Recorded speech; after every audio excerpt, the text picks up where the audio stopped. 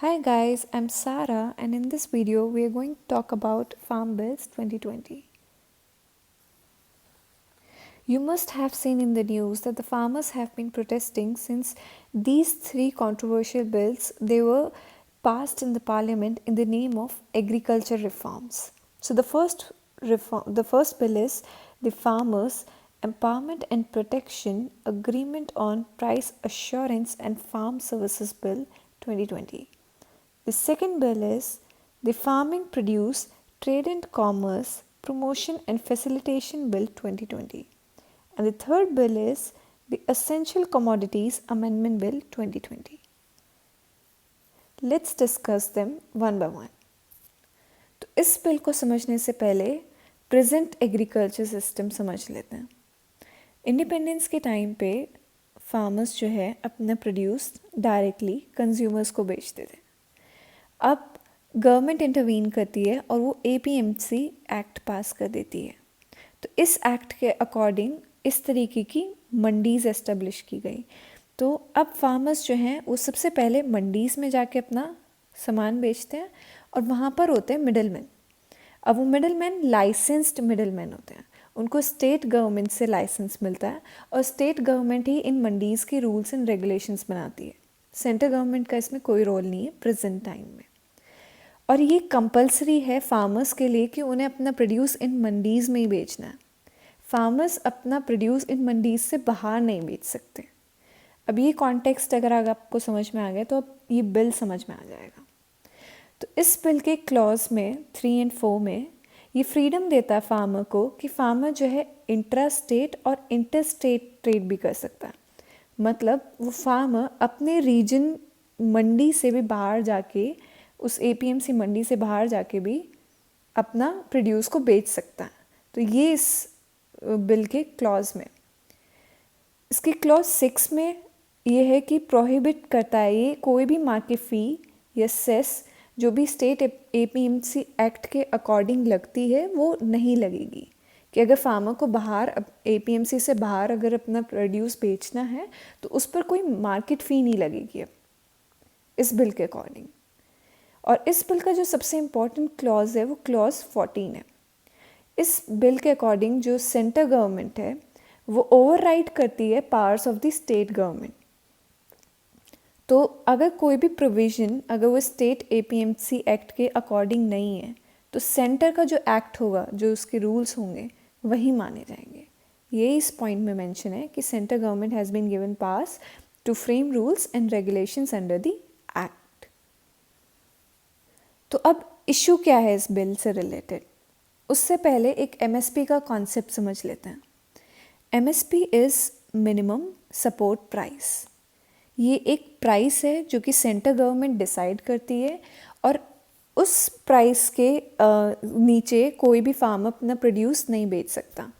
तो ये एक मिनिमम प्राइस होता है कि अगर आपका अनियन है तो आपको इतना प्राइस मिलेगा ही मिलेगा, मार्केट प्राइस या कुछ भी हो।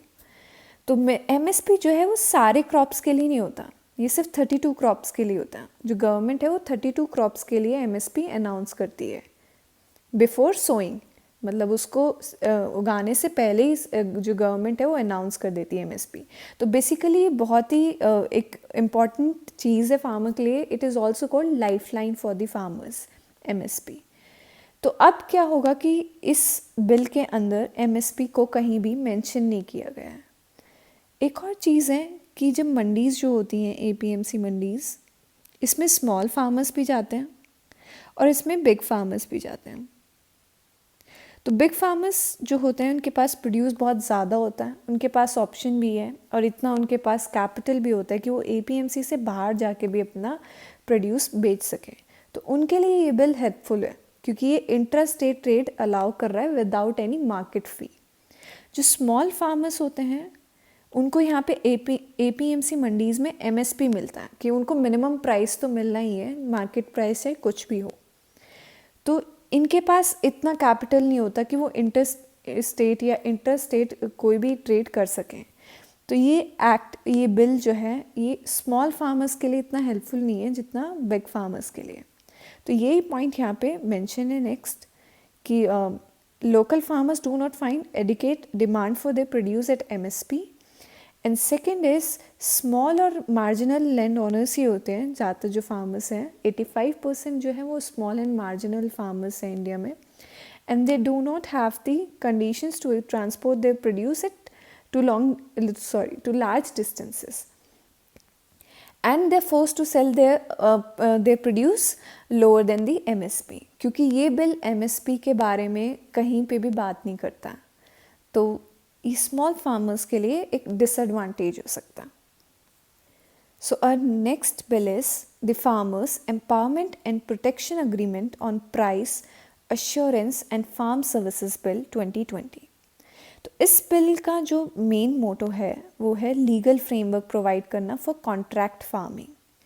कॉन्ट्रैक्ट फार्मिंग में आपका एक साइड फार्मर होगा और एक साइड आपका कंपनीज होगी. तो अब इन दोनों के बीच में अग्रीमेंट होगा, एक लीगल फ्रेमवर्क होगा, एक इस तरीके से पेपर वर्क होगा कि आपको कितना ख़रीदना है, किस कंडीशन पे ख़रीदना है, कितने प्राइसेस पे ख़रीदना है, everything would be on a legal paper. तो इसके अंदर दो नेगोशिएटिंग पावर होंगी, एक फार्मर है जो बेच रहा है और एक जो ख़रीद रहा है. दो पार्टीज़ इन्वॉल्व हैं. अब इशू क्या है, कंसर्न्स क्या हैं कि फार्मर्स कह रहे हैं कि वो उनके पास इतना they are not that powerful और इतना एजुकेशन नहीं है उनके पास कि वो कॉरपोरेट्स के साथ डील कर सकें to ensure a fair price. And the second thing is bill कह रहा है कि जो क्वालिटी पैरामीटर्स हैं, क्योंकि इस कॉन्ट्रैक्ट के अकॉर्डिंग क्वालिटी भी देखी जाएगी कि कितना किस क्वालिटी का वो सामान खरीदेंगे, तो ये म्यूचुअली जो है वो डिसाइड किया जाएगा दोनों पार्टीज़ के लिए.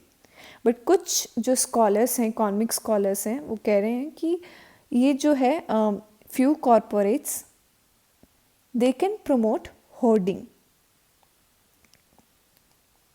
होर्डिंग मतलब आर्टिफिशियली मार्केट में प्राइस राइज करा देना. And the third bill is the essential commodities amendment bill. ये नया बिल नहीं है, ये पुराना ही बिल है, बस इसमें अमेंडमेंट की गए हैं. तो इस बिल के अकॉर्डिंग आपका ये बिल जो है वो रेगुलेट करता है सप्लाई कुछ सर्टेन स्पेसिफाइड एग्रीकल्चर प्रोड्यूस की, जो कि बहुत ही ज़्यादा असेंशियल हैं for our daily lifes. For example onion, pulses, ये डेली टू डेली लाइफ की असेंशियल कमोडिटीज़ हैं. ऑयल और भी बाकी सब है. तो इशू क्या है कि कोई भी अब जो है गवर्नमेंट कंट्रोल करती है. अगर प्राइस राइज हो जाते हैं तो गवर्नमेंट इंटरवेंशन करेगी और वो उस कमोडिटी का प्राइस जो है एक मीडियम लेवल पे लेके आएगी, ताकि हम लोग आप और हम कंज्यूमर्स जो है उसको वो राइट प्राइस पे वो कमोडिटी मिल जाए. तो अब इशू क्या आ रहा है कि इस प्राइस की लिमिट रख दी है. मतलब अब ये जो एग्रीकल्चर प्रोड्यूस है ये असेंशियल कमोडिटी के अंडर नहीं आएगा, ये कवर अप नहीं होगा. For example in case of horticulture produce, अगर आपका किसी भी प्रोडक्ट का जो है वो प्राइस 100% अगर बढ़ेगा, मतलब अगर 100 है और वो 200 हो जाता है, गवर्नमेंट तब इंटरवीन करेगी, वो तब उसको असेंशियल कमोडिटी की लिस्ट में डालेगी. और for non perishable agriculture food stuff government तब इंटरवीन करेगी जब 50% इंक्रीज़ हो जाएगा. अगर 100 प्राइस है अगर आपके पल्सेस का और अगर वो 150 हो जाता है मार्केट के अंदर, तो गवर्नमेंट तब आकर इंटरवीन करेगी, उससे पहले नहीं करेगी. And this will also not apply to exporters. तो ये इसमें जो है कुछ फ्लॉज हैं और इसका जो एडवांटेज है वो ये है कि इससे FDI जो है वो बढ़ जाएगा. FDI means foreign direct investment. So let's summarize the farmer bills once. तो सबसे पहले हम प्रोज़ की बात करते हैं कि क्या अच्छी चीज़ें हैं इस फार्मर बिल के बारे में. कि इट में इंक्रीज़ फार्मर इनकम, फार्मर्स जो हैं वो इंडिपेंडेंट हो सकते हैं, they can get better prices for their products. जैसे कि APMC से बाहर जाकर वो बेच सकते हैं तो उनको बेटर प्राइसेस भी मिल सकते हैं. जो बिग कंपनीज है वो उनको बेटर प्राइसेस भी प्रोवाइड कर सकती हैं. नेक्स्ट इज़ कि once again it allow business outside the mandis without giving any fees or any taxes. So ये प्रमोट करेगी intrastate business along with reduction of transport cost. The next is कि legal framework provide करती है contract farming के लिए, companies के साथ हो, चाहे एक्सपोर्टर्स के साथ या रिटेलर्स के साथ, या कोई भी whosoever is interested in buying their products. And this will give farmer access to the modern technology. जब farmers जो हैं agreement करेंगे, legal agreement करेंगे companies के साथ, तो they may provide modern technology to the farmers to help them. This may attract FDI. Once again, I have discussed this earlier as well, कि foreign direct investment it may attract because ये remove कर रही है pulses को, serials को essential commodity list से। अब इससे क्या होगा कि अगर पल्सेस या सीरियल को असेंशियल कमोडिटी लिस्ट से हटा दिया है तो government want intervene in deciding the prices. So जो फॉरेनर्स हैं, जो आपकी फॉरेन कंपनीज हैं, it would be easy for them कि वो किसी भी प्राइस पे उसको बेच सकें। तो this will attract investment. Now will talk about cons कि क्या क्या डिसएडवांटेजेस हैं फार्म वेल्स के। मिडल मैन जो है वो इफ़ेक्ट होगा। कुछ स्कॉलर्स का कहना है कि अब जो मिडल मैन है वो लाइसेंस्ड मिडल मैन है, APMC के, गवर्नमेंट के मिडल मैन है। पर मिडल मैन जो है वो कभी ख़त्म नहीं हो सकते। अब गवर्नमेंट मिडल मैन नहीं रहेंगे तो प्राइवेट मिडल मैन आ जाएंगे। तो सम पीपल आर सेइंग कि government middle man is better than private middleman.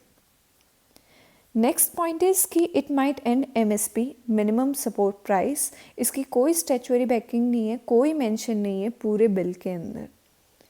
Next is कि farmers have they lack bargaining capability with the big companies because they have lack of knowledge, इतना education नहीं है कि they may negotiate to the best possible terms. Outside the mandis जो है there is hardly any regulation, तो वहाँ पे grievance redressal system भी प्रेजेंट नहीं है। अगर कुछ भी गलत होता है फार्मर्स के साथ एग्रीमेंट में, इनफैक्ट नॉर्मल पीपल भी एग्रीमेंट्स नहीं समझ पाते हैं, इतनी टेक्निकल टर्म्स एंड लीगैलिटी, तो फार्मर्स कैसे समझ पाएंगे। तो ये पॉइंट उसकी बात करता है। नेक्स्ट इज़ कि फार्मर्स में might be turned into slaves due to contractual farming, कि जो कॉन्ट्रैक्ट्स हैं वो किसी भी तरीके के हो सकते हैं, तो they might turn into slaves.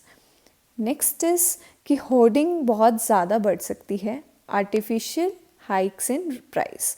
Companies जो हैं वो यूज़ कर सकती हैं इस तरीके की मैनिपुलेटिव टैक्टिक्स मार्केट में प्राइस राइज करने के लिए। Then focus should be given on, कुछ स्कॉलर्स का कहना है कि the focus should be given on strengthening APMCs। APMCs में जो है फ्लॉज हैं, but you can strengthen them rather than transferring everything to the private entities, कि गवर्नमेंट जो है वो अपना पूरा रोल हटा रही है एग्रीकल्चर सिस्टम से एंड सब सारी की सारी चीज़ें जो है वो प्राइवेट सेक्टर के हाथ में दे रही है। तो कुछ स्कॉलर्स का कहना है कि this may prove wrong. So thank you guys for watching my video. I hope you liked it and form your own opinion after looking at all the facts and have a balanced approach for the UPSC and keep working hard. That's all.